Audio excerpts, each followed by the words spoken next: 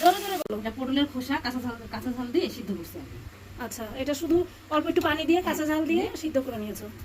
এই পটলের খোসার ভর্তার কথা এত শুনেছি কিন্তু কখনো খাইনি, তো আজকে আমার জুই চাচি বানিয়ে খাওয়াবে।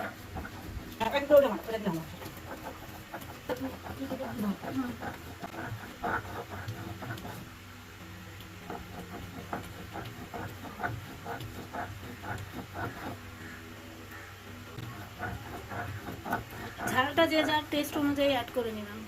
কি সুন্দর মিহি করে বাড়ছে।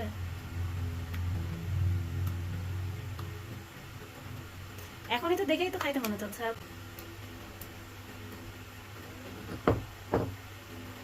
আমারে তো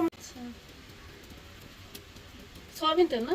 এবার রসুন কুচি পরে পেঁয়াজ কুচি, ঠিক আছে।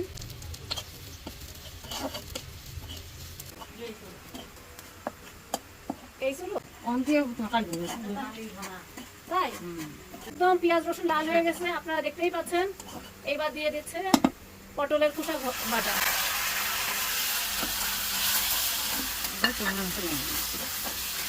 জোরে জোরে বললাম। আচ্ছা,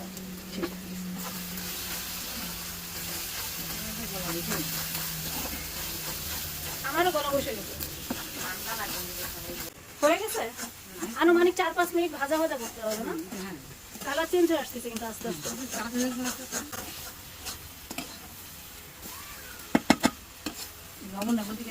হয়ে গেছে, এখন একটুখানি ওই তোমার খুঁটিতে উঠাই দেখাও।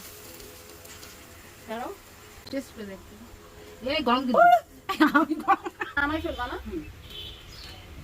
এইটা গরম ভাতের সাথে খাইতে যে কি মজা, তো আপনারা অবশ্যই ট্রাই করবেন আর কমেন্ট করে জানাবেন কেমন হয়েছে।